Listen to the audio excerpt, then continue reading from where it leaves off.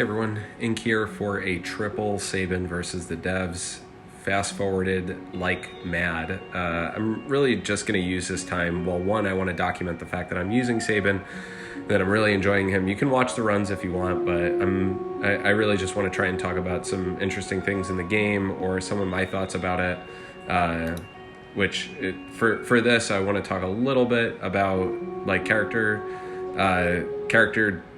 I hesitate to say character design because I feel like design is generally misused in the community right now, where they point to things that they don't like and they say that's bad design. They don't really understand what design is. So I want to talk about from a character perspective, and I want to relate that in a little bit with Lufania Plus. And I haven't done a lot of research into Lufania Plus, and that's why I'll also be talking about a couple Tonberry troop changes that you can probably expect to see for next month, which, ooh boy, that's coming really quick, like in a week or so, Luf Plus. But what I wanted to start with is that I feel like they've done a really good job with certain characters. They've failed with other characters, and they've made okay adjustments on a bunch of other characters. So I'm breaking it out into three spots. So let's look at the successes that I just sort of noted down. First off, I think a character success is when they lean a character in a direction that isn't easily replaced or slotted in by another character. Now, yes, you don't need, like, let's look at Agrius, right? Agrius, I feel like, has a more unique capability for lockdown versus other characters, right? Perhaps an alternative might be someone like Eldnarsh, perhaps. But they operate completely different. And Agrius, just the way that she works is in a very different sense than anyone else that we've gotten. And I think that that's a general success. You can't slot out. If you remove Agrius, you're probably changing your whole team or your strategy. And I think that's cool. Iroha, as much as Iroha wasn't hyped, except as a waifu and great animations, she has brave retention that no one else has. And so she has also another capability that no one else has in the game. And I like that the devs are exploring different character designs or different kit designs in order to sort of create a more unique gameplay. Going on with gameplay, you've got Zell and the fact that his skills swap constantly. Like, sure, some characters have that. I can really only think of Prish. I don't know that I can think of any other character off the top of my head that has two skills that completely transform and change what they do. I'm probably forgetting somebody that's super obvious that you're going to be screaming at the screen. But I like that his LD has two different versions, and you're locked out of using one of them until you do other actions, and you're rewarded for planning your sort of skill usage, like using his LD while dual buff is active. That's an interesting, good play pattern, that he drops buffs constantly and you have to get them back. And when he drops a buff, his skills aren't neutered. He's not downgraded, sort of, if you think about, well, the way that Sabin worked when in EX Plus era, he was completely downgraded. He was still usable, but he was completely downgraded when he didn't have 3 stacks of his stack buff. So I feel like that kind of direction is good. You've got X-Death with his off-turn poisons. He plays different than any other character in the game. You've got Yuffie with her kitchen sink of a kit that does prevents brave gains, throws back buffs, steals buffs, has 11 debuffs in her kit. She sort of operates in this unique access. She has 100% gravity on one of her skills. She's one of the characters that you actually get rewarded for debuffs, and I'm going to talk about that in a minute on the other side of it. But I think that from Yuffie's perspective, it's really unique. And she cleanses. She just does so much damn crap that it's interesting because she creates unique play patterns for her kit versus different bosses. Setzer, I like what they did, where, yes, Setzer is a strong character because he can allow characters to hit their maximum brave per hit. But he's also got his freeze, he's got delay. You can't just swap out Setzer. You're swapping out you may swap out your damage dealer for a completely different character once you take out Setzer. So I like these characters that are sort of pushed in a certain direction, in a specific direction, so that they sort of create more unique play patterns.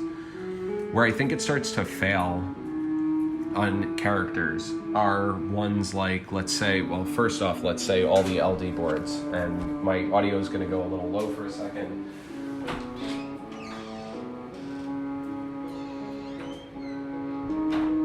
I had to let my dog out. But where I think failures happen is when, like, first off, a lot of the LD boards. LD boards have been an afterthought for the most part, outside of, let's say, like Kieran, it was pretty good. 9, it was pretty good. But like a lot of the others, let's point at Rude and Reno. Like, they got so little that it was to the point where it's like, don't bother. Like, sure, you can use them if you want, right? That's totally fine, but it's always been that way, right? You can use a character for as long as you want to, as long as you are driven to, you can use them. And so I feel like those are failures.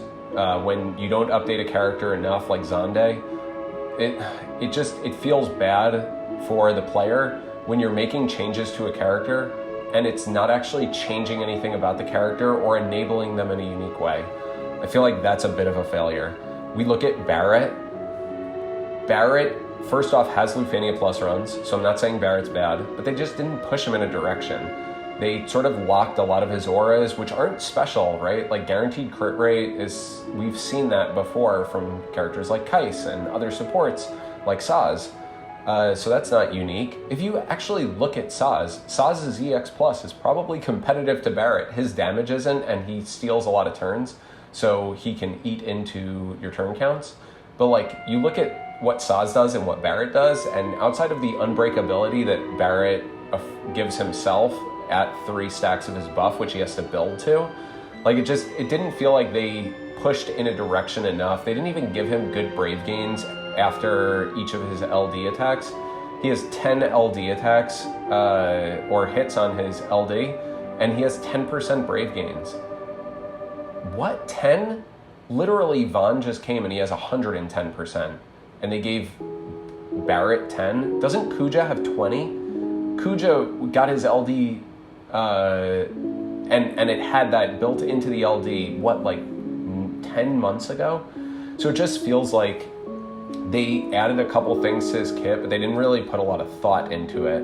And you look at his auras, and they're not really, they're okay, they're good, but we've had these auras for a long time. Even Sarah, you look at Sarah was a refreshing LD board adjustment that they made for her, and we loved it because we didn't have a lot like it at the time. We didn't have that sort of that fat battery region that she provides alongside Brave and HP damage up. We didn't have much of that outside of Paladin Cecil, but he didn't have the battery, so their kits function very differently. Sarah was more of a boss disruptor, whereas Paladin Cecil was more of a healer. Balthier was more of a utility character, so utility support. So I feel like that was something they failed with Barrett, where they didn't really put in a lot of thought. He probably plays a little bit like Kieran. They have different auras, but they both are damage-dealing supports. And I feel like Kieran has a little bit more because he's got the battery, whereas Barrett doesn't have that. So Shantoto, I feel like they didn't give her enough, I'll say. Like, they bothered to rework her kit. And sure, she hits hard, and I even saw people using her in Xande's Lufania. So obviously she's still usable. I just wish that they took the time to sort of make her debuffs specifically relevant, right? You look at Yuffie and you look at her very relevant set of debuffs, and you look at Toto and you're like, okay, her debuffs are okay, like, but you're really there for her LD debuff, which only lasts a turn and has 100% defense down. So it's a little tricky the way that they build attacking debuffers, and I will put a caveat on this that I think that I may have a bias against these characters, these debuffing attackers, because I don't feel like the game rewards you enough for using debuffs. I would love to see quests, not where the Lufenia Orb said inflict 2 debuffs, but actually where an attack that the enemy had exceeded the 999 limit, and if you didn't use debuffs, there was no way to tank it. That's the kind of stuff I would love to see, where it's like, oh yeah, get out your cam call, get out your other stuff. I mean, we sort of maybe saw that with Queen's Lufenia, where you were encouraged to boost defense and such, but you couldn't use debuffs for that, right? They cleansed. So it's like, okay, you had to use defense. So I'd like to see them move more in that direction and reward you for using certain characters outside of just having them tick a Lufenia Orb condition. Another one, Rosa, I feel like she didn't get much special. She's also got a lot of Luf Plus runs, so nothing against Rosa. People really like her. That's totally cool, but they didn't give her anything that makes her any different from another support. She can re-raise just like Y'shtola, and Y'shtola's getting BT Plus in a week. So, okay, like if you want to run Rosa, go for it. It's just I wish that they, again, leaned into more creative design space. I think that they've done well refreshing certain types of kits. This is the last area that I wanted to talk about. And I'm now looking at the video and seeing that I'm almost done with Shinryu. But when you look at refreshes, like you look at Tidus, and Tidus was a really good analog improvement of sorts, or a more refreshing kit versus Terra. So like Tidus and Terra are often used on similar strategies. Their kits operate in different ways. Terra has some debuffs. She also has a abusable set of continuous turns. And Tidus has that also, but he does have to be mindful about using his EX, which it does not give him an instant turn. Whereas Terra doesn't really need to use her EX if you've stacked debuffs and such. You don't miss the buffs that her EX gives her. So I feel like they did a good job with Tidus, where he feels like a more refreshing version. People are enjoying using him. And it's not just a favoritism bias, they are genuinely enjoying using Tidus's kit. And even though it functions a bit similarly to Terra and maybe Lightning and Ultimecia, it operates in a bit of a different axis. He unbreaks, he does a lot. It's an interesting direction they took his kit, which enabled him to work in current content. You look at Yuna and Queen.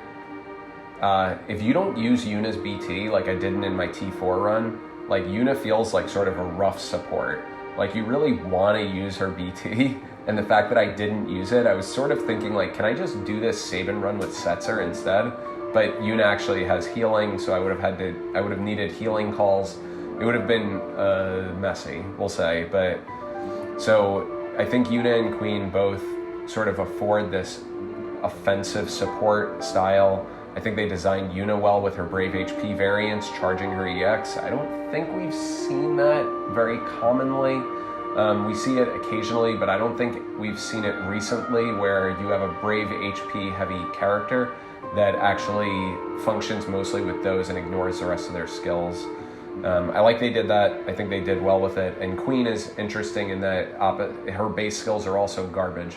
And so you end up leaning more on her EX and all of that. And by the way, Ashe, character success, right? Like the instant charging EX made for very interesting play patterns. And I think they did right with Ashe. And then the last one I'll say Yuna and Queen, like they didn't power creep or anything like that, but they were just a refreshing take on that offensive support. When you look at like Bart's, all three of those characters do different things, but I like that they're pushing the character in a specific direction, making them unique in a way, and affording them a little bit more. And then the last one I was going to point out was just like Cypher and Garland. Like Cypher, I feel like they did good by him. A lot of people have been running Cypher pretty much everywhere, and enabling zero boss turn runs. He's also been heavily featured in no BT, no synergy type runs. And I think that showcases how relevant his debuffs actually are, but also how well that aligns up with his damage and his delay, his constant delay capability. I think they did good with Cypher, Whereas they also did good with Garland. I feel like that's, again, moving it in a good direction where these characters feel different and feel a bit more refreshing, versus when they miss the mark on supports. Supports don't go as well, and some attackers don't go as well. You need these like niches, like Cypher's niche of stopping brave damage and delaying, and I guess those two. But he functions in a different way, which is nice. Like, you can't just slot out Cypher and put somebody else there all the time. Like, it won't work. Garland's probably the closest parallel. But I think when it comes down to Loof Plus, you're going to need to look at which of the characters are more recently updated that can help you, that can overcome what the boss is doing. And I think these characters where you have these successes, you're going to tend to see more runs with them, versus the ones that are failures where I think that they didn't push the design space, or the character has really limited role coverage. You're not going to see that outside of favorite runs where people want to use the character, and so they just use them. They figure out the team that works for them. I'll be curious to see how many people also use Sabin through Loof Plus. I know there were JP players that did it, so I love that Sabin is consistent at what he does. He doesn't need his calls up. He doesn't need support. He can just do his job no matter what. It's refreshing to have a character like that, and that's why I like Sabin. But it's possible that I got some takes on these characters wrong, and if I did, feel free to comment in the description and such. It's an open conversation. I'm just a person. Anyone can do what I'm doing. And while I do research, I haven't been doing as much research, and I guess the next video I'll talk more about Tonberry Troop. But thanks for watching, everyone. Take care, and I hope you enjoy the crazy runs. Bye.